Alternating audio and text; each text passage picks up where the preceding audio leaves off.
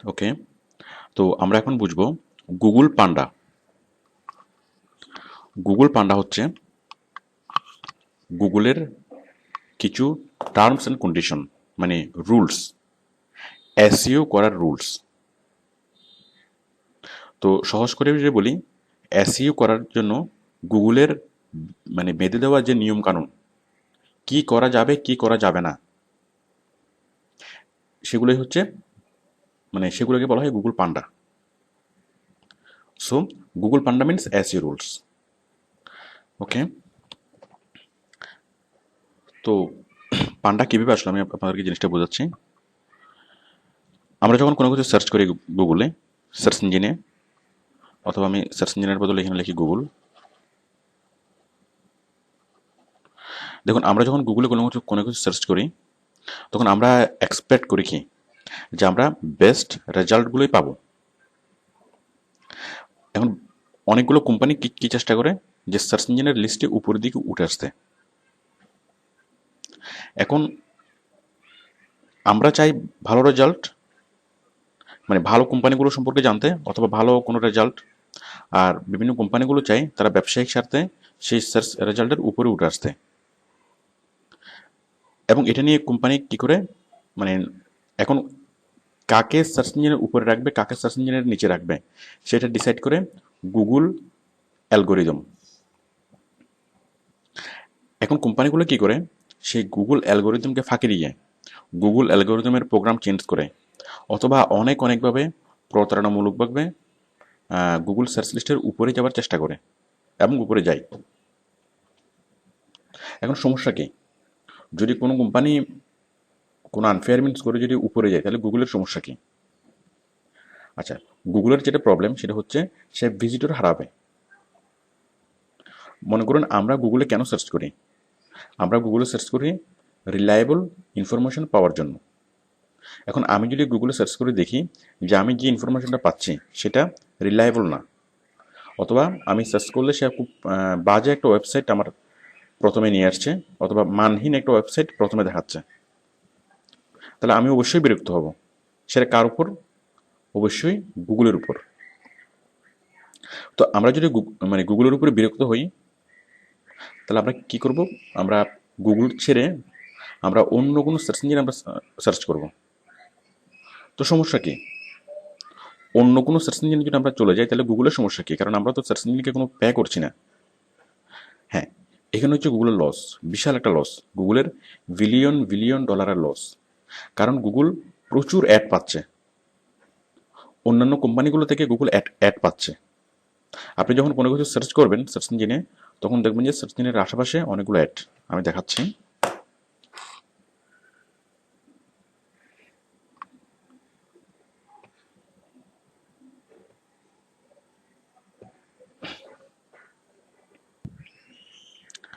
দেখুন, এখানে আমি যখন কার লেখে সার্চ করলাম, তখন অনেকগুলো রেজাল্ট দেখাচ্ছে। একদম নিচে অ্যাশ কালারের একটা অ্যাড দেখাচ্ছে। এই অ্যাশ কালারের অ্যাডটা, এটা গুগলকে, এটা হচ্ছে পেইড অ্যাড, মানে গুগলকে পে করছে বলেই সে এটা দেখাচ্ছে। তো এরকম আমি একটা কিওয়ার্ডস দিলে সার্চ করলাম কার, একটা কিওয়ার্ডসে এক বা একাধিক অ্যাড থাকবে। এরকম লাখ লাখ ইভেন কোটি কোটি কিওয়ার্ডস আছে। তো সবগুলো কিওয়ার্ডসের জন্য গুগল পেইড হচ্ছে, বিভিন্ন কোম্পানি থেকে, লাখ লাখ কোম্পানি থেকে গুগল পেইড হচ্ছে, এবং এটা হচ্ছে গুগলের একমাত্র ইনকাম সোর্স। এখন আমরা যদি গুগলে যদি ভিজিট না করি, আমরা যদি গুগল ইউজ না করি, আমরা যদি অন্য কোনো সার্চ ইঞ্জিনে ডাইভার্ট হয়ে যাই, সাথে সাথে যারা অ্যাড দিচ্ছে তারাও অন্য সার্চ ইঞ্জিনে ডাইভার্ট হয়ে যাবে, এবং অন্য সার্চ ইঞ্জিনে, হ্যাঁ মানে তারা গুগলে অ্যাড না দিয়ে অন্য সার্চ ইঞ্জিনে অ্যাড দিবে। তাহলে বুঝতেই পারছেন যে গুগলের বিশাল লস। তো গুগল কখনো চায় না তার এই লস করতে এবং তার অস্তিত্বকে হুমকির সম্মুখীন করতে। তাহলে বুঝতেই পারছেন, যদি কোনো মানহীন কোম্পানি অন্যায়ভাবে অথবা প্রতারণামূলকভাবে আনফেয়ার মিনস করে যদি গুগল সার্চ লিস্টে উপরে উঠে উঠে যেতে পারে, তাহলে গুগলের অস্তিত্ব বিপন্ন হবে। তো এটাকে প্রোটেক্ট করার জন্য গুগল অনেকগুলো রুলস প্রণয়ন করেছে, যে কীভাবে এসইও করা যাবে, কীভাবে এসইও করা যাবে না। এখন কোনো একটা কোম্পানিকে সার্চ লিস্টের নিচ থেকে উপরে নিয়ে যেতে অনেক অনেক টেকনিক, অনেক অনেক কৌশল আছে। তার মধ্যে কিছু আছে, কিছু ফেয়ার, কিছু আনফেয়ার।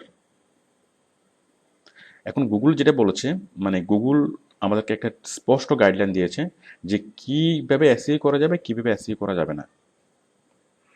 তো আমরা যদি, আচ্ছা, সেই গাইডলাইনগুলো হচ্ছে কি গুগল পান্ডা। আমরা যদি গুগল পান্ডার কন্ডিশনগুলো মেনে এসই করি, তাহলে আমাদের এটা অনেক খুব দ্রুত আমাদের টপ র্যাঙ্কিংয়ে যাবে।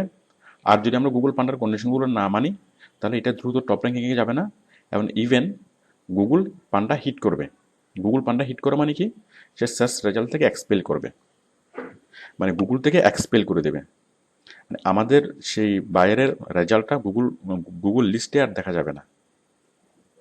ওকে, তাহলে গুগল পান্ডা কি, অনেকগুলো রুলস। তো আমরা বিস্তারিত অংশে সেই রুলসগুলো আমরা দেখব, যে গুগল পান্ডার মানে রুলসগুলো কী কী, এবং কোনো কোনো কোনো তো আমরা যেহেতু এসইও এক্সপার্ট হব, এসইও প্রফেশনাল হব, তো সেই জন্য আমাদের এই পান্ডার রুলস অ্যান্ড রেগুলেশনগুলো খুব ভালোভাবে মানে জানা দরকার। কারণ যাতে আমাদের কোনো কাজ আমাদের কাজ দ্বারা যাতে বাইরের কোনো প্রকার কোনো ক্ষতি না হয়। কারণ গুগল পান্ডা মানে হচ্ছে সাইড এফেক্ট। এখন আপনি যদি সাইড এফেক্টটা বুঝেন, সাইড এফেক্টটা বুঝে যদি আপনি কাজ করেন, তাহলে আপনার ক্লায়েন্টস কখনো ক্ষতিগ্রস্ত হবে না। আর বায়ার তাদেরকেই কাজ দেয় যারা গুগল পান্ডার টার্মস অ্যান্ড কন্ডিশনগুলো বুঝে। ওকে, তো আমরা বিস্তারিত অংশে আমাদের মূল সিটিতে আমরা গুগল পান্ডা নিয়ে সবগুলো রুলস আলোচনা করেছি। ওকে, তো আমরা এখন বুঝবো গুগল স্যান্ডবক্স।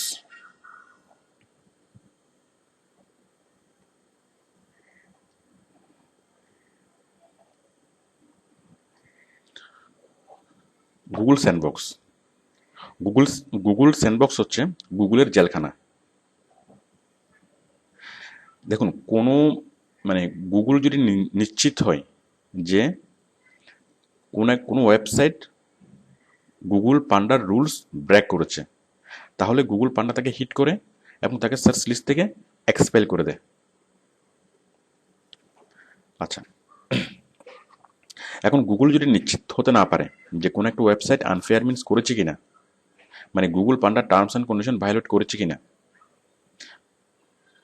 বাট গুগলের ঘোরতর সন্দেহ যে সে করতে পারে, বাট সে অনেক তদন্ত করেও সে মানে বুঝতে পারেনি যে কেন, মানে কি কন্ডিশন ভায়োলেট করেছে, তখন গুগল তাকে কি করে, তাকে স্যান্ডবক্সে পাঠিয়ে দেয়, মানে সেই ওয়েবসাইটটাকে স্যান্ডবক্সে পাঠিয়ে দেয়। স্যান্ডবক্সে পাঠিয়ে তার উপর অধিকতর তদন্ত করে, অধিকতর নজরদারি করে। মানে তার কাছে কে আসছে, কে ঢুকছে, তার কার ওয়েবসাইট থেকে ব্রাউজ করছে, সে কীভাবে এসইও করছে, কীভাবে লিঙ্ক বিলিং করছে, সবগুলো সে গভীরভাবে অবজার্ভ করে। এই তো গুগল স্যান্ডবক্সে সেই ওয়েবসাইট থেকে রাখা হয় 6 মাস থেকে 1 বছর। তো 6 মাস থেকে 1 বছর অবজার্ভ করার পরে সে তাকে হয়তো গুগল পান্ডা দিয়ে হিট করে, যদি অপরাধ প্রমাণিত হয়, আর যদি না হয় তাহলে আবার তাকে আগের অবস্থানে ফিরিয়ে দেয়। তো ক্ষতি কি, যদি কোন একটা সাইট গুগল স্যান্ডবক্সে পড়ে যায়, তাহলে ওই ওয়েবসাইটের ক্ষতি কি?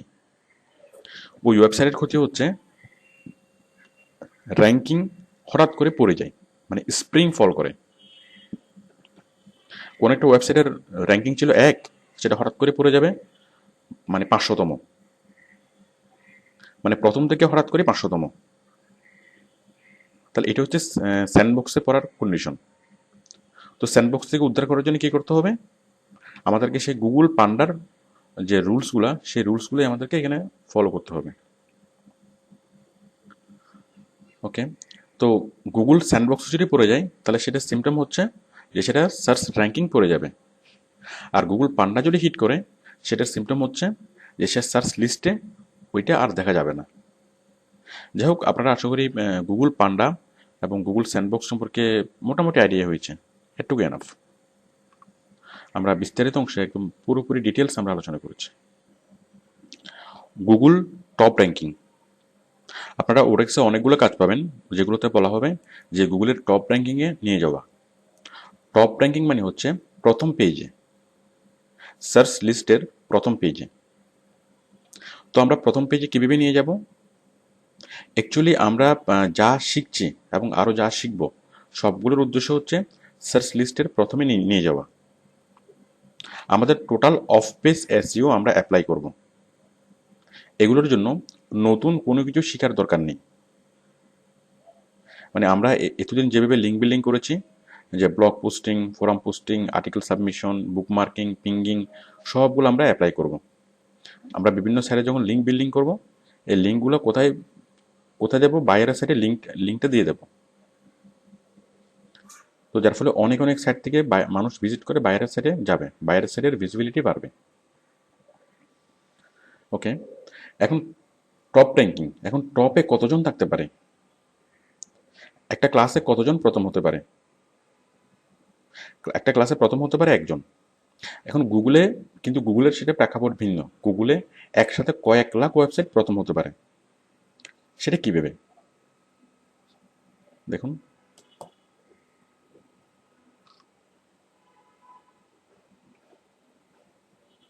আমি আমি ধরুন কার লেগে সার্চ করলাম, তাহলে কার্স.com এটা প্রথমে। আমি যদি লিখি বেস্ট কার,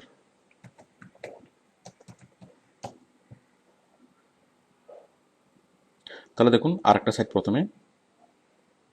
আমি যদি লিখি কোয়ালিটি কার,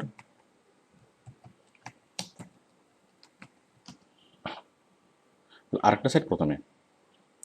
তাহলে বুঝতেই পারছেন এক একটা কিওয়ার্ডস অনুযায়ী সার্চের র্যাঙ্কিংটা নির্ধারণ হয়। তো এরকম কিওয়ার্ডস আছে লাখ লাখ, ইভেন কোটির কাছাকাছি। তো প্রত্যেকটি কিওয়ার্ডস, যতগুলো কিওয়ার্ডস আছে, কিওয়ার্ডসগুলো এক শব্দের হতে পারে, দুই শব্দের হতে পারে, আবার 4-5 শব্দেরও হতে পারে। তো আপনি চিন্তা করে দেখুন যে 4-5 শব্দ পর্যন্ত কম্বিনেশন করে কতগুলো ওয়ার্ড তৈরি করা সম্ভব, কতগুলো সেন্টেন্স তৈরি করা সম্ভব। এই সবগুলো ওয়ার্ড অথবা সবগুলো সেন্টেন্স প্রত্যেকের জন্য আলাদা আলাদা মানে লিস্ট।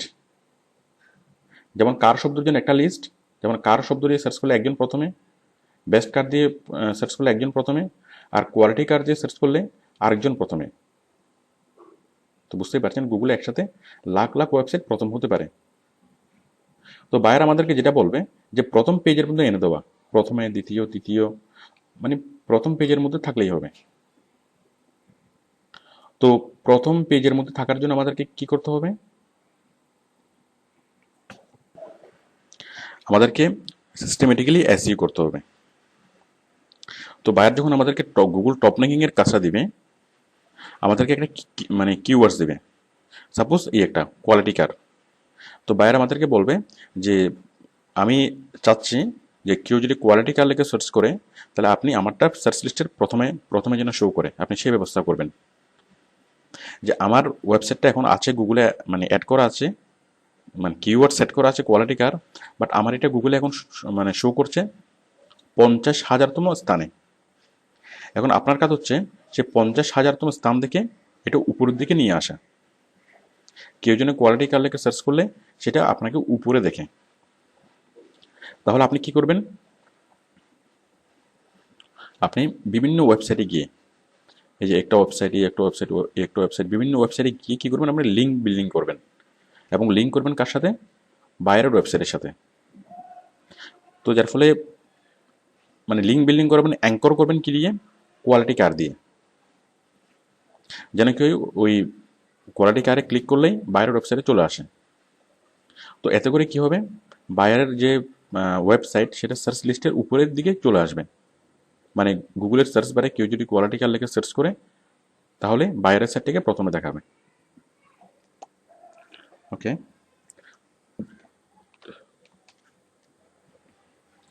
তো আশা করি বুঝতে পেরেছেন যে গুগল টপ র্যাঙ্কিং কি। খুব সহজ। টপ টপ র্যাঙ্কিং হচ্ছে উপরে নিয়ে যাওয়া। আর সেই টপ র্যাঙ্কিংয়ের কাজটা আমরা কীভাবে করব? বায়ার আমাদেরকে কিওয়ার্ডস দিবে এবং সেই কিওয়ার্ডস অনুযায়ী আমরা উপরে নিয়ে যাব। আর সেই উপরে নিয়ে যাওয়ার জন্য আমরা কি করব? আমরা সিস্টেমেটিক্যালি অফ পেজ এসই করব। আমরা যে টেকনিকগুলো এর আগে শিখেছি এবং সামনেও যা শিখব। White hat SEO versus black hat SEO.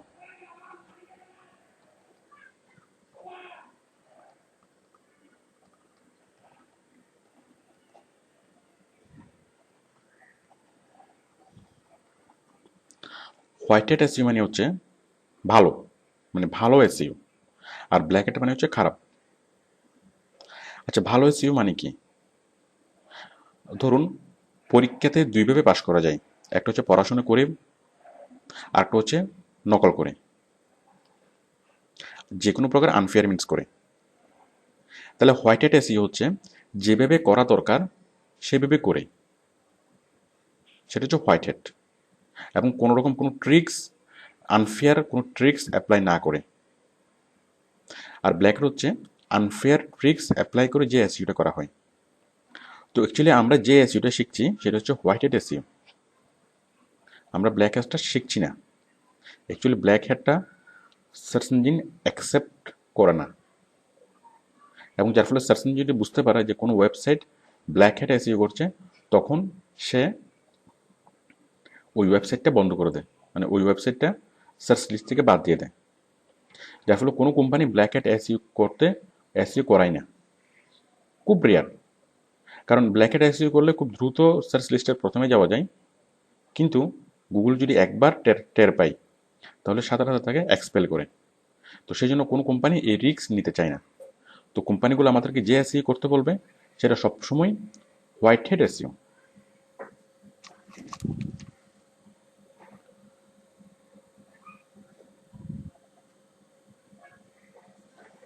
Leads generation.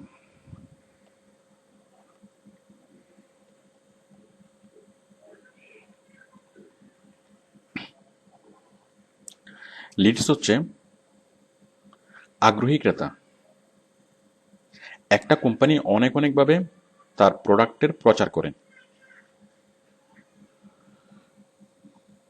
এখন কতজন মানুষের কাছে একটা প্রোডাক্টের প্রচার করলো সেটা কিন্তু খুব ইম্পর্ট্যান্ট বিষয় না। ইম্পর্ট্যান্ট বিষয় হচ্ছে তার কতজন আগ্রহী ক্রেতা তৈরি হলো। একটা অ্যাড যদি 10 মানে 2 কোটি মানুষও দেখে, 2 কোটি মানুষ দেখার পর যদি 10,000 জন মানুষ যদি আকৃষ্ট হয়, আরেকটা হচ্ছে মানে 50,000 মানুষও দেখলো, তার মধ্যে 10,000 মানুষ আগ্রহী হলো, তাহলে কোনটা ভালো? অফকোর্স দ্বিতীয়টা। কারণ অল্প মানুষের কাছে প্রচার হয়েও তার রেজাল্টটা অনেক বাড়ছে, যে কত পার্সেন্ট মানুষ ইন্টারেস্টেড, মানে কত পার্সেন্ট মানুষ আগ্রহ দেখাচ্ছে। তো আগ্রহটা কিভাবে বুঝবো?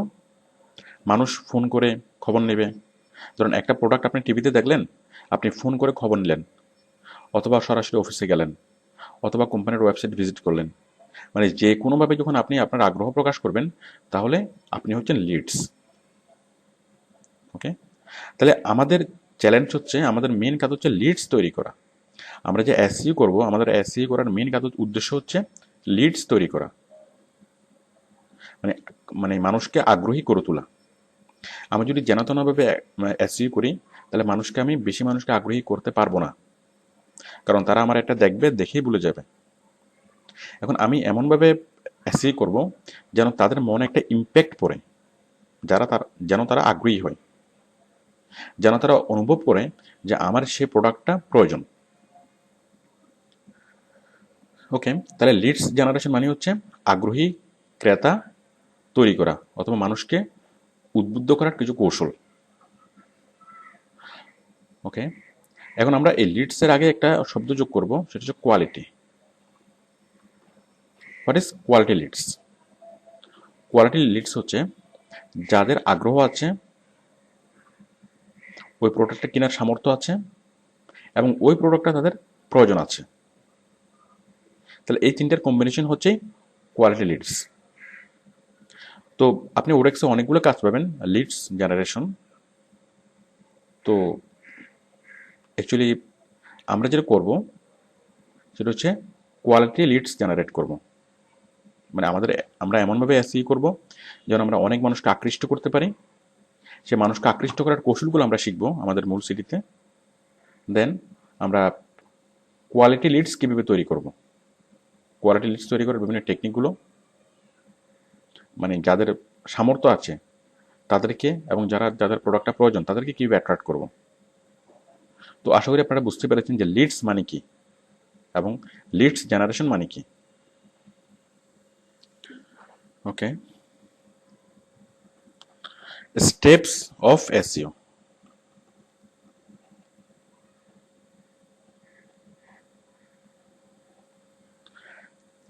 এখন এসইওর স্টেপস গুলো কি কি? দেখুন, আমরা যখন এসই করি সেই এসইওর পরবর্তীতে কি কি হয় আমরা একটু দেখি। আমরা প্রথমে এসই করি, এসই করার পরে লিডস জেনারেট হয়,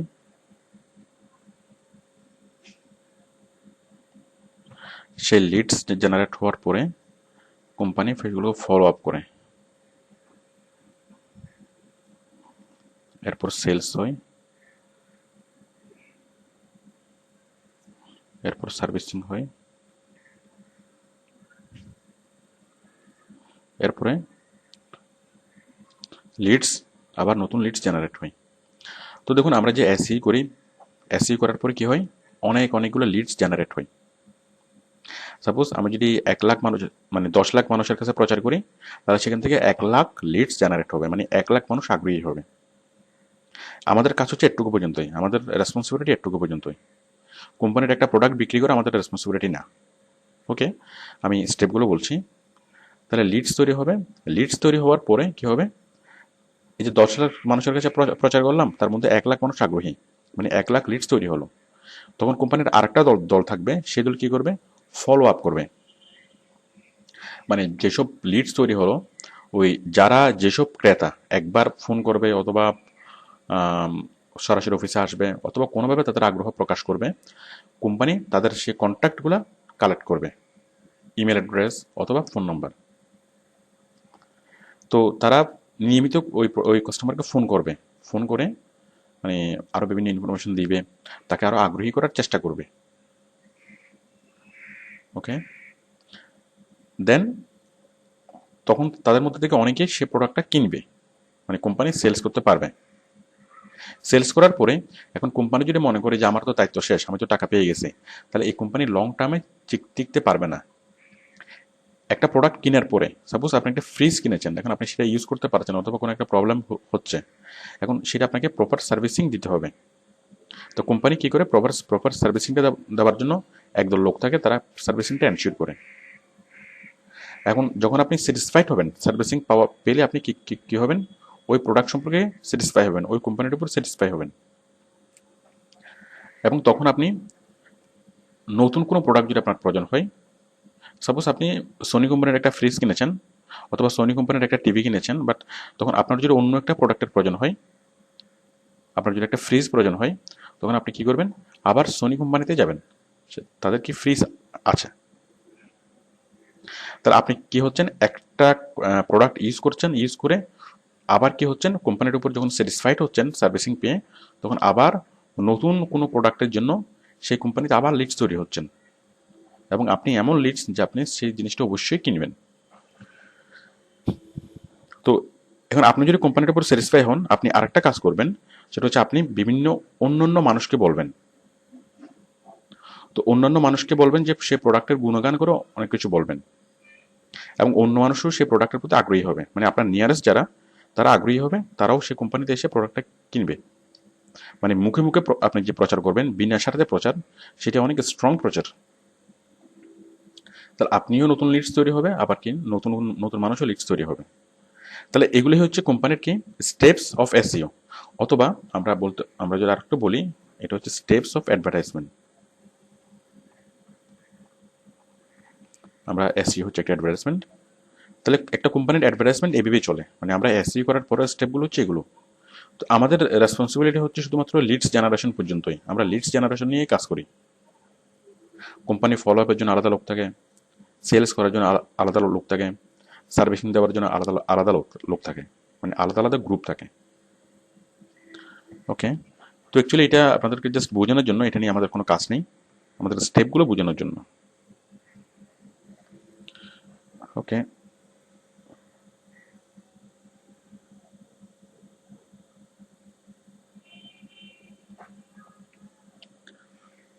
এখন দেখুন, আমরা এখন এসইওর অন্য আরেক রকম স্টেপস দেখব। মানে কোনো কোম্পানি এসইও করার সময় কিভাবে এসইওটা করায়?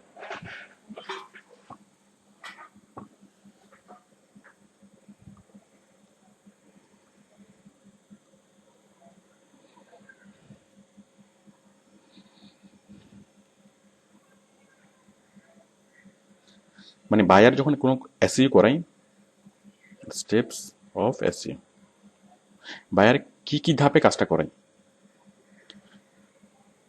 মানে আমি আগে যেটা বলছিলাম যে এসইও, মানে আমরা লিডস জেনারেশনের জন্য যে এসইও করি, সেই এসইওর ধাপগুলো কি, মানে স্পেসিফিক এসইওর ধাপ।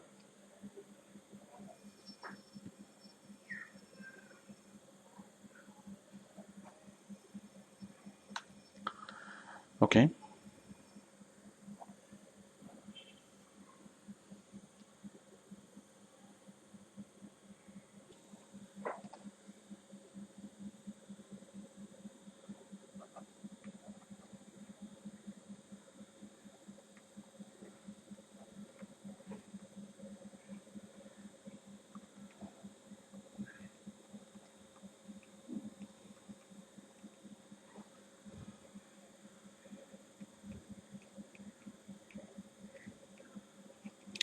হ্যাঁ, প্রথমে বায়ার কিওয়ার্ড রিসার্চ করাই, তারপর লিঙ্ক বিল্ডিং করাই, এবং তারপর মনিটরিং করাই। বায়ার প্রথমে একটা দল নিয়ে করে, যে দল কি করে শুধু কিওয়ার্ড রিসার্চ করে দেয়, মানে একই সাথে তিনটা দল কাজ করে। একদল কিওয়ার্ড রিসার্চ করে, একদল লিঙ্ক বিল্ডিং করে, মানে অফ পেজ এসইও অথবা ব্যাকলিঙ্ক তৈরি, মানে আমরা যেটা শিখছি। আর আরেক দল করে কি মনিটরিং, মানে তার কাজটা ঠিকমতো হচ্ছে কিনা, অথবা এসইও করে কোনো এসইওতে কোনো ভুল হচ্ছে কিনা, ঠিকমতো কাস্টমারটা অ্যাট্রাক্ট হচ্ছে কিনা, এই জিনিসগুলো মানে মনিটর করে, যে বিভিন্ন এরারগুলো ফাইন্ড আউট করার চেষ্টা করে কেন প্রবলেম হচ্ছে এবং সেই প্রবলেমটা রিমেডি করার জন্য কি করা যায়। তো কিওয়ার্ড রিসার্চের জন্য একটা দল, লিঙ্ক বিল্ডিংয়ের জন্য একটা দল, আর মনিটরিং করার জন্য একটা দল। আমরা প্রথম দিকে কোন কোন দলে কাজ করব? আমরা প্রথম দিকে কাজ করব লিঙ্ক বিল্ডিং দলের সাথে, কারণ কাজটা খুব সহজ। আমি কিওয়ার্ড রিসার্চ আপনাদেরকে শিখিয়েছি। তো মনিটরিংয়ের কাজগুলো একটু কঠিন, বাট আপনি যদি মনিটরিংয়ের কাজগুলো করতে পারেন, তাহলে আপনি নিশ্চিত আপনি $10 উপরে স্যালারি পাবেন। $10 থেকে $30 পর্যন্ত আপনি স্যালারি পাবেন পার আওয়ার। ওকে, তো তাহলে মনিটরিংয়ের কাজগুলো কি? এসইও মনিটরিং মানে কি, যে এসইও ঠিকমতো হচ্ছে কিনা সেই জিনিসগুলো চেক করা। তো অ্যাকচুয়ালি এগুলো আমাদের অন পেজ এসইওর বিষয়, মানে এগুলো আলাদা আলাদা বিষয়, বাট এগুলো সম্পর্কে আমাদের ধারণা দরকার আছে। তো মানে বিভিন্ন মনিটরিং টুলসগুলো সম্পর্কে জানা দরকার আছে। তো আমরা সেগুলোই জানবো। তো আমাদের মনিটরিং টুলস যেগুলো, একটা হচ্ছে অ্যালেক্সা,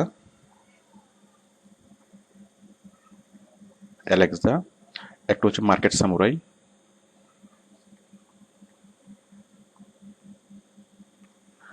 আরেকটা হচ্ছে ওয়েব সিইউ, আরেকটা হচ্ছে গুগল অ্যানালাইটিক্স,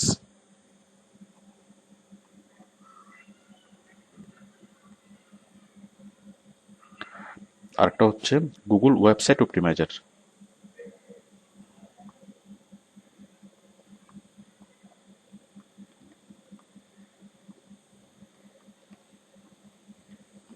দেখুন আপনি, এই সবগুলো হচ্ছে কি মনিটরিং টুলস। এই টুলসগুলো দিয়ে এসইও বিভিন্ন কিছু পরিমাপ করা হয়, এসইওটা ঠিকমতো হচ্ছে কিনা সেটা দেখা হয়।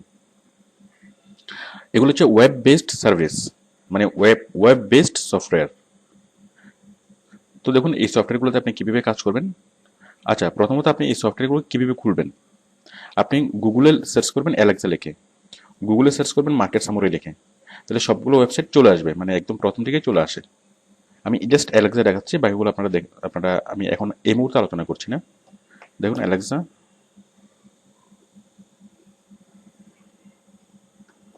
জাস্ট আপনি যদি গুগল অ্যালেক্সা,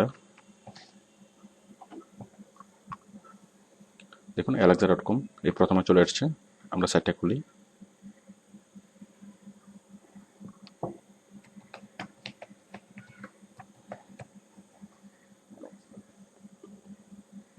গেট ডিটেলস,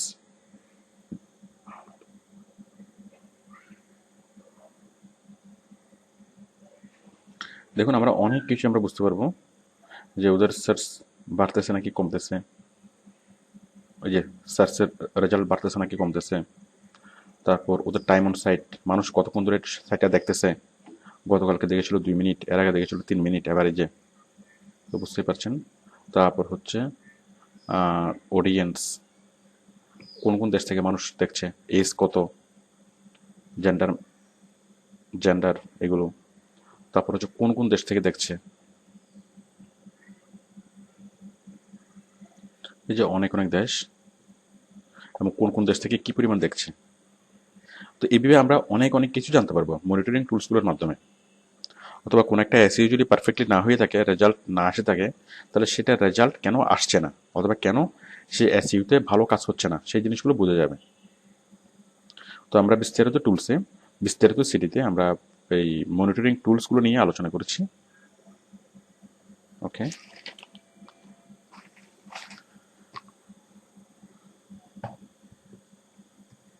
আমরা এখন শিখব খুব গুরুত্বপূর্ণ একটা কাজ, সেটা হচ্ছে ফেসবুক লাইক। সরি, আমরা শিখবো না, এই মুহূর্তে আমরা জানবো ফেসবুক লাইক। তো ফেসবুক লাইকের কাজটা কি? ফেসবুক লাইক হচ্ছে কোন একটা কোম্পানির লাইক বাড়িয়ে দেওয়া, মানে ফ্যান পেজের লাইক বাড়িয়ে দেওয়া। দেখুন ফেসবুকে অনেকগুলো ফ্যান পেজ আছে, আমি দেখাচ্ছি। সবগুলো কোম্পানিরই ফ্যান পেজ ফেসবুক আমরা পাই।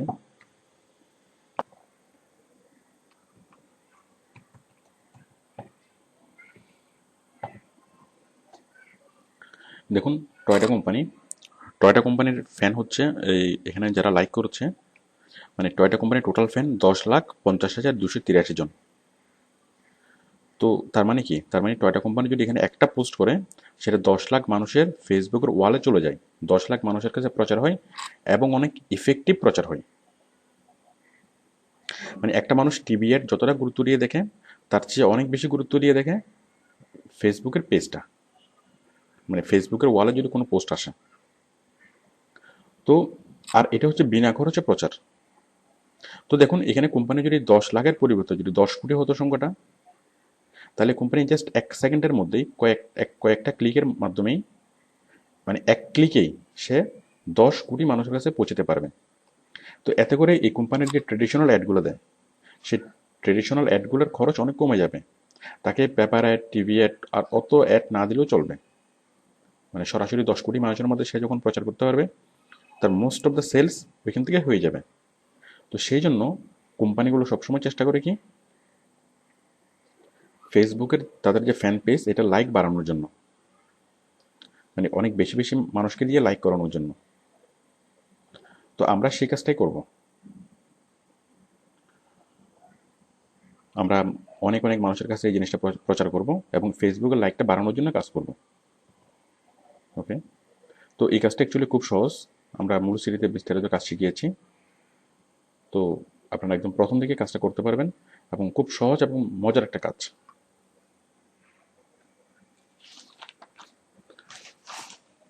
Email marketing.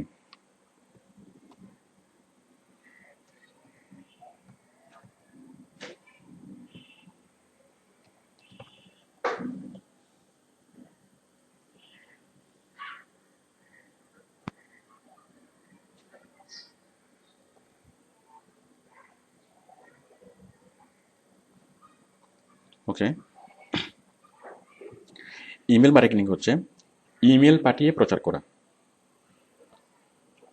দেখুন এসএমএস পাঠাতে কিন্তু খরচ হয়, অথবা যে কোনো অ্যাডভার্টাইজিং পারপাসে করতে খরচ হয়, কিন্তু ইমেল পাঠাতে কোনো খরচ হয় না। আপনি যদি 1 কোটি মানুষকে ইমেল করেন, তাহলে সেক্ষেত্রে 1 পয়সাও খরচ হবে না।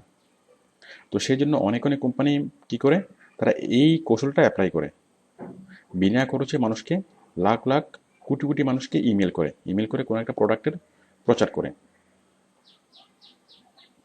তো এটাই তো আমরা ইমেল পাঠানোর জন্য অনেকগুলো সফটওয়্যার আছে, যে একসাথে কয়েক লাখ মানুষকে ইমেল পাঠানো, একসাথে 10-12 লাখ মানুষকে ইমেল পাঠানো, এরকম অনেকগুলো সফটওয়্যার আছে। তাছাড়া ইমেল লেখার, ইফেক্টিভলি ইমেলের সাবজেক্ট লেখার, যে কীভাবে আমি ইমেলটা লিখলে মানুষ অ্যাট্রাক্ট হবে, আর কোত্থেকে আমি ইমেলগুলো কালেকশন করব। তাহলে ইমেল মার্কেটিংয়ের মধ্যে যে বিষয়গুলো ইনভলভ, একটা হচ্ছে ইমেল কালেকশন,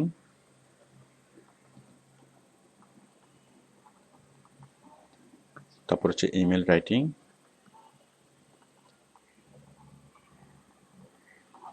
তার 3 নম্বর হচ্ছে ইমেল সেন্ডিং।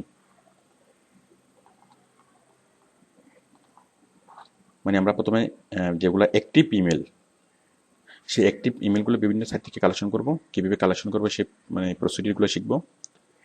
ইমেল কীভাবে রাইট করব, মানে কীভাবে ইমেল লিখলে অনেক মানুষের কাছে সেটা গ্রহণযোগ্যতা পাবে সেটা শিখবো।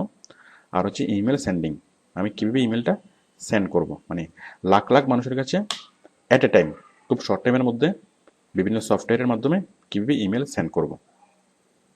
ওকে, এটি অ্যাকচুয়ালি আমাদের এসইওর কাজের ভিতরে না, এটি এসইওর কাজের বাইরের একটা কাজ, এটা আলাদা ক্যাটাগরির একটা কাজ।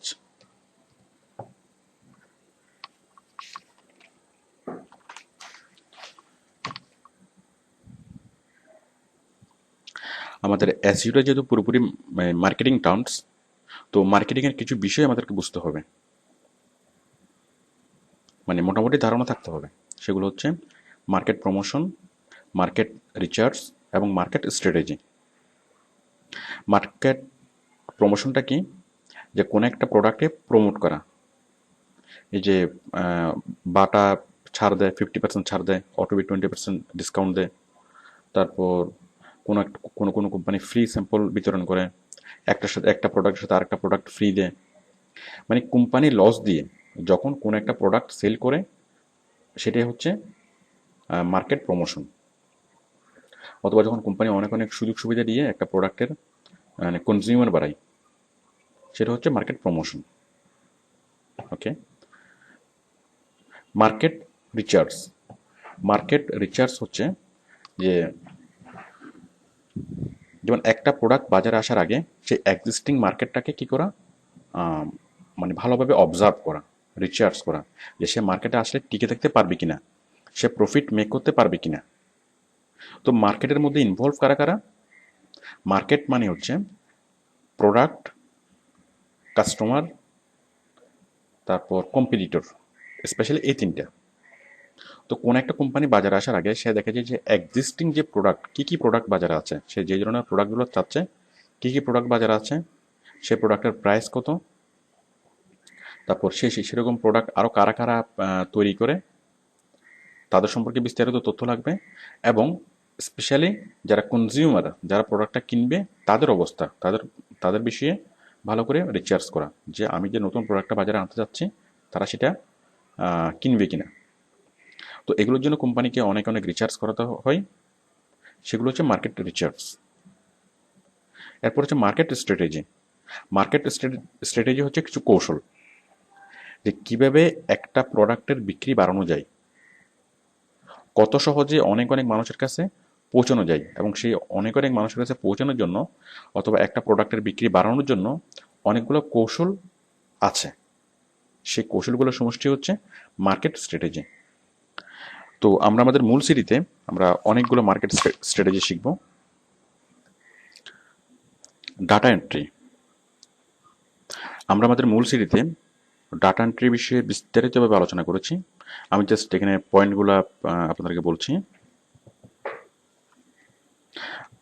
মানে ডাটা এন্ট্রির কাজগুলো অনেক অনেক প্রকারের ডাটা এন্ট্রির কাজ আছে, এবং আমি চেষ্টা করেছি যে সবগুলো ডাটা এন্ট্রির কাজ ইনক্লুড করার জন্য। সিম্পল ডাটা এন্ট্রি, বায়ার আমাকে পিডিএফ ফাইল দেবে, সেখান থেকে আমরা সেই পিডিএফ ফাইলগুলো দেখে দেখে টাইপ করব। নিজের হাতেও কাজ করতে পারি, আবার সফটওয়্যার দিয়ে টাইপ করতে পারি। That is simple data entry. Captcha, আমাদেরকে আঁকা বাঁকা কিছু ইমেজ কোড দিবে, সেই ইমেজ কোডগুলো দেখে দেখে টাইপ করতে হবে। সাইন আপ জব, আমরা যে বিভিন্ন ওয়েবসাইটে গিয়ে সাইন আপ করি, মানে অ্যাকাউন্ট ক্রিয়েট করি, সেটাই। বাইরে আমাদেরকে বলবে যে 10,000টা কোম্পানির ওয়েবসাইটের ঠিকানা দেবে, অথবা যতটা তার ইচ্ছা, এবং বলবে যে ওই ওয়েবসাইটগুলোতে আমাকে অ্যাকাউন্ট ক্রিয়েট করে দেন। তাহলে সাইন আপ জব হচ্ছে বিভিন্ন ওয়েবসাইটে অ্যাকাউন্ট ক্রিয়েট করে দেওয়া। ধরুন আপনাকে বললো যে আপনি 10,000টা ফেসবুকের অ্যাকাউন্ট ক্রিয়েট করে দেন, তাহলে এটা একটা sign up job. Form fill up job, form fill up করা মানে কোন একটা কোম্পানির সার্ভারে ডাটা ইনপুট করা, মানে ডাটা ম্যানেজমেন্ট সফটওয়্যারে, ডাটাবেস সফটওয়্যার। তো ওদের ডাটাবেস সফটওয়্যার থাকে কোথায়? সার্ভারে। সেটা ওয়েবসাইটের মাধ্যমে লিঙ্ক করা হয়। তো আমাদেরকে একটা ফর্ম দেওয়া হয়, মানে তোদের ওয়েবসাইটে একটা ফর্ম থাকে, আমরা যখন কোনো তথ্য দিয়ে সেই ফর্মটাকে ফিল আপ করবো, ফিল আপ করে যখন আমরা সাবমিট করব, তখন সেই ডাটাগুলো তাদের সেন্ট্রাল সার্ভারে চলে যাবে। ধরুন কোনো একটা মানে মোবাইল কোম্পানি আমাদেরকে কাজ দিল যে আপনি সবগুলা মানে ফর্মগুলো দেখে দেখে আপনি জাস্ট এই ফর্মটা ফিল আপ করেন। মানে একটা ফর্মের ফরম্যাট দিয়ে দিল তাদের ওয়েবসাইটে, আমি সেই বিভিন্ন স্ক্যান কপিগুলো দেখে দেখে সেই ফর্মটা ফিল আপ করলাম, মানে ওয়েবসাইটের ফর্মটা ফিল আপ করলাম। তো একটা ফর্ম ফিল আপ করে সাবমিট দিলাম, একটা ফাইলে চলে গেল। আবার একটা স্ক্যান কপি দেখলাম, স্ক্যান কপি দেখে দেখে ওয়েবসাইটের সেই ফর্মটাকে ফিল আপ করলাম, ফিল আপ করে সাবমিট দিলাম। এভাবে মানে কোন একটা ডাটাবেস সফটওয়্যারে ফর্ম ফিল আপ মানে ইনফরমেশন অ্যাড করা ফর্ম ফিল আপের মাধ্যমে। ডাটা কালেকশন, বায়ার আমাদেরকে বলবে কোন একটা স্পেসিফিক টপিক নিয়ে অনেক অনেক জায়গা থেকে ডাটা কালেক্ট করার জন্য, ইনফরমেশন মানে ইনফরমেশন কালেকশন করার জন্য। বিপিও, বিজনেস প্রসেস আউটসোর্সিং, ব্যবসা সংক্রান্ত সকল প্রকার ডাটা এন্ট্রির কাজ। ডাটা মাইনিং, মাইন মানে হচ্ছে খনি, আর মাইনিং মানে হচ্ছে খনি থেকে উত্তোলন করা। তো বায়ার আমাদেরকে হিউজ একটা ডাটার খনি দিবে, মানে বিশাল অ্যামাউন্টের একটা ডাটা দিবে, সেই ডাটা থেকে ক্ষুদ্র ক্ষুদ্র কিছু অংশ আমাদেরকে খুঁজে খুঁজে বের করতে বলবে। ধরুন আমাকে একটা মোবাইল কোম্পানির দিল 10 লাখ কোম্পানির, মানে 10 লাখ সাবস্ক্রাইবারের একটা লিস্ট আমাকে দিল, এবং সেখান থেকে আমাকে বললো, মানে সেখানে সব সাবস্ক্রাইবারের বিস্তারিত বিবরণ আছে। তো আমাকে বললো যে আপনি এমন ডাটাগুলো খুঁজে বের করেন যারা মাসে 10,000 টাকার উপরে খরচ করে। তাহলে এটা হচ্ছে ডাটা মাইনিং। ডাটা স্ক্রেপিং হচ্ছে ডাটা থেকে অপ্রয়োজনীয় অংশগুলো ফেলে দেওয়া, মানে কোনো ডাটা সেটে অথবা কোনো ডাটাতে কিছু প্রয়োজনীয় কথা, কিছু অপ্রয়োজনীয় কথা। ধরুন 70% হচ্ছে প্রয়োজনীয় আর 30% হচ্ছে অপ্রয়োজনীয় কথা। তাহলে ডাটা স্ক্রেপিং হচ্ছে একটা মূল ডাটা থেকে অপ্রয়োজনীয় ডাটাগুলা ছেটে ফেলে দেওয়া। ওকে, ডাটা প্রসেসিং, দেখুন একটা ডাটা প্রসেস হয় কয়েকটা ধাপে। প্রথমে সেই প্রাইমারি ডাটা কালেকশন করে, তারপর সেই ডাটাগুলোকে প্রসেসিং করে, তারপর সেই ডাটাগুলোকে পাবলিশিং করে।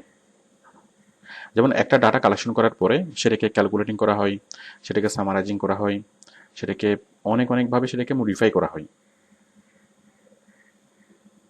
ওকে, তাহলে সেটা হচ্ছে কি ডাটা প্রসেসিং। যেমন আটা থেকে রুটি তৈরি করা হয়, এখন আটা থেকে রুটি কিন্তু তৈরি করতে একটু সময় লাগে, অথবা যদি বলা হয় যে গম থেকে রুটি তৈরি হয়, বাট সেটা গম থেকে রুটি প্রসেস করতে কিন্তু একটু কয়েকটা ধাপ করতে হয়। গম থেকে আটা, আটা থেকে দেন এটা আটাকে বেলে তারপর কি মানে রুটি বানানো হয়। তো আমাদের যে ডাটা, সেই ডাটাকে একদম মানে ফিনিশড প্রোডাক্ট, মানে ফিনিশড ডাটাতে রূপ দেওয়ার জন্য কয়েকটা ধাপে ডাটাকে প্রসেস করা হয়। ওকে, আমরা প্রত্যেকটা ধাপ সম্পর্কে জানবো এবং কিভাবে প্রত্যেকটা ধাপে কাজ করবো সবগুলো সম্পর্কে আমরা জানবো। ডাটা রিসার্চ, ডাটা নিয়ে গবেষণা করা, মানে ডাটাকে রিসার্চ করে ডাটার সাপোজ কোনো একটা হিসাব মিলছে না, হিসাব কেন মিলল না সেটা খুঁজে বের করা, মানে এভাবে ডাটার যে কোনো ফল্ট, কোনো ত্রুটি খুঁজে বের করা, কোনো অসঙ্গতি খুঁজে বের করা, এগুলো হচ্ছে data research. Product description writing in e-commerce site, product description writing বিষয়টা কি? যে বিভিন্ন ই-কমার্স সাইট আমরা দেখি, যে অ্যামাজন, ইবে, সিজে, আলিবাবা.com, তো এই ধরনের সাইটগুলো অনেক অনেক সারা পৃথিবীতে ইন্টারনেটের মাধ্যমে প্রোডাক্ট সেল করে।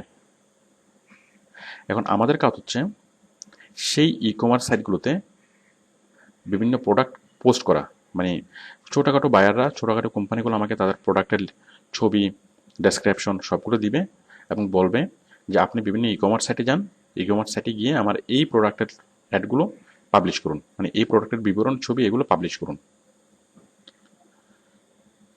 মাজেন্টো, তো মাজেন্টো হচ্ছে ই কমার্স সাইট তৈরি করার একটা প্ল্যাটফর্ম। অ্যাকচুয়ালি মাজেন্টো কোনো কাজ না, তো আমাদেরকে বায়ার বলবে যে মাজেন্টো সাইটে কাজটা করার জন্য।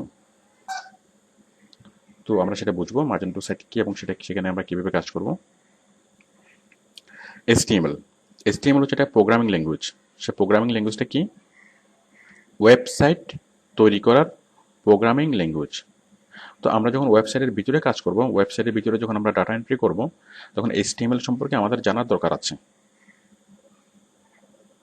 ওকে, তো আমরা বেসিক HTML নিয়ে আলোচনা করেছি। CRM, কাস্টমার রিলেশনশিপ ম্যানেজমেন্ট, এটা হচ্ছে একটা সফটওয়্যার। এই কাস্টমার রিলেশনশিপ ম্যানেজমেন্ট সফটওয়্যার এমন একটা সফটওয়্যার যেটার মাধ্যমে কাস্টমারদের সাথে যোগাযোগ করা, মানে কীভাবে যোগাযোগ করা হবে সেটা নির্ধারণ করা হয়। মানে কার সাথে কখন যোগাযোগ করা হবে, তার সাথে ফোন করে কি বলা হবে, এই সবগুলো জিনিস মানে মেনটেন করা হয় CRM সফটওয়্যারের মাধ্যমে। তো বড় বড় কোম্পানিগুলো CRM সফটওয়্যার ইউজ করে এবং আমাদেরকে বলবে যে CRM সফটওয়্যারের ভিতরে ঢুকে ডাটা এন্ট্রি করার জন্য। ওকে, তো আমরা CRM সফটওয়্যার সম্পর্কে জানবো এবং CRM সফটওয়্যারের ভিতরে ঢুকে কীভাবে ডাটা টাইপ করবো সেটা আমরা দেখব। ERP software, enterprise resource planning. ERP software হচ্ছে অনেক বড় বড় সফটওয়্যার, যে সফটওয়্যার দিয়ে তারা সারা পৃথিবীর ব্যবসা বাণিজ্য পরিচালনা করে। মানে একটা কোম্পানি, যে একটা বড় একটা মাল্টিন্যাশনাল কোম্পানি, যেমন ইউনিলিভার কোম্পানি, সারা পৃথিবীতে তাদের অনেকগুলো ব্রাঞ্চ। এই সবগুলো কোম্পানিকে পরিচালনা করার জন্য তারা একটা সফটওয়্যার ইউজ করে, মানে একটা সফটওয়্যারে তাদের সারা পৃথিবীর সবগুলো ব্রাঞ্চকে কন্ট্রোল করে। তো বায়ার আমাদেরকে বলবে যে ERP সফটওয়্যারে ঢুকে সেখানে ডাটা টাইপ করার জন্য। আমরা ERP সফটওয়্যার সম্পর্কে জানবো এবং সেখানে কীভাবে ডাটা টাইপ করতে হয় সেটাও দেখব।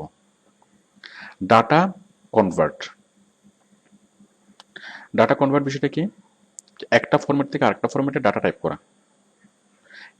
PDF থেকে ওয়ার্ডে, ওয়ার্ড থেকে PDFে, এক্সেল থেকে ওয়ার্ডে, এক্সেল থেকে PDFে,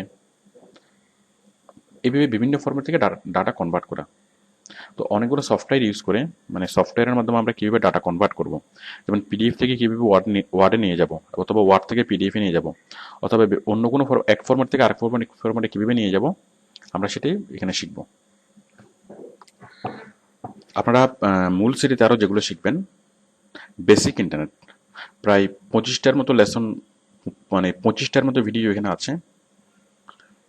আমাদের বেসিক ইন্টারনেট যে জিনিসগুলো আমাদের লাগবে, মানে অ্যাকচুয়ালি বেসিক বললেও জিনিসগুলো অনেক অনেক ডিপ, মানে যে কাজগুলোর মাধ্যমে, যে জিনিসগুলো শেখার মাধ্যমে আমরা অনেক অনেক কাজ করতে পারবো। এগুলো আমাদের আউটসোর্সিংয়ের কাজ করার ক্ষেত্রেও কাজে লাগবে এবং আমাদের পার্সোনাল লাইফেও অনেক অনেক কাজে লাগবে। তো আপনারা বেসিক ইন্টারনেটের যে অপশনগুলো সেগুলো খুব ভালোভাবে দেখে নেবেন। তারপর হচ্ছে ওডেক্সের প্রায় 27 থেকে প্রায় 25টার মতো ভিডিও আছে। তো ওডেক্সের সম্পূর্ণ খুঁটিনাটি আমি আলোচনা করেছি, একদম খুঁটিনাটি, যে কীভাবে আপনি টাইটেল লিখবেন, কীভাবে অবজেক্টিভ লিখবেন, কীভাবে পোর্টফোলিও লিখবেন, তারপর কভার লেটার কীভাবে লিখবেন, এভাবে অনেকগুলো রুলস, মানে খুব বিস্তারিতভাবে আমি দেখিয়েছি। তো ওডেক্সের এই বিষয়গুলো আমি এত বিস্তারিতভাবে দেখিয়েছি যে আপনি যখন আপনার প্রোফাইল তৈরি করবেন, প্রোফাইল তৈরি করার পর আপনাকে আর কারো মুখাপেক্ষী হতে হবে না, মানে কাউকে আপনার প্রোফাইল দেখানোরও প্রয়োজন হবে না। আপনি নিজেই বুঝতে পারবেন যে আপনার প্রোফাইলটা কমপ্লিট হলো কিনা অথবা ভালোভাবে হলো কিনা, এবং এই প্রোফাইল থেকে বাইরে আপনাকে কাজ দেবে কিনা, মানে আপনি 100% বুঝতে পারবেন। এবং যতগুলা মানে খুঁটিনাটি যত বিষয় আছে সবগুলো আমি প্র্যাকটিক্যালি দেখিয়েছি। যেমন আপনি টিম রুম সফটওয়্যার কীভাবে ইউজ করবেন, আবার টিম রুম সফটওয়্যারে যদি কোনো একটা কিছু করতে ভুলে যান, মানে আপনার অন না করেও যদি কাজ করেন, সেক্ষেত্রে পরবর্তীতে ম্যানুয়ালি কীভাবে অন করবেন, আপনি বাইরের সাথে কীভাবে যোগাযোগ করবেন, কথা বলবেন, অথবা আপনার অন্য কলিগ যারা আছে তাদের সাথে কীভাবে কথা বলবেন, আপনি ওয়ার্ক ডায়েরি কীভাবে দেখবেন, তারপর আপনি টাকা কীভাবে ট্রান্সফার করবেন এবং প্র্যাকটিক্যালি বিষয়গুলো দেখানো হয়েছে। তো প্রত্যেকটা জিনিস খুঁটিনাটি খুঁটিনাটি দেখানো হয়েছে। তো আপনারা বিষয়গুলো মনোযোগ সহকারে দেখে নেবেন। ওকে, তো আপনারা এতক্ষণ যেটা দেখলেন সেটা হচ্ছে জাস্ট একটা কনসেপ্ট আপনাদের গ্রো হলো। তো প্রয়োজনে আপনি আরেকবার এই আমাদের ওভারভিউ সিডিটা সিডিগুলো আপনি দেখে নিন, তাহলে আপনার মধ্যে জিনিসটা আরও ক্লিয়ারলি কনসেপ্টটা গ্রো হবে। তাহলে মূল সিডি দেখার জন্য আপনি মেন্টালি প্রিপেয়ার হবেন এবং আপনার ভালো লাগবে। তো আশা করি আপনি যে আউটসোর্সিংয়ের যে আনন্দ আপনি সেটাকে অনুভব করতে পারবেন এবং আপনি এনজয় করবেন, আপনি আউটসোর্সিংকে উপভোগ করতে পারবেন। ওকে, আপনাদের সাফল্য কামনা করি। Thank you.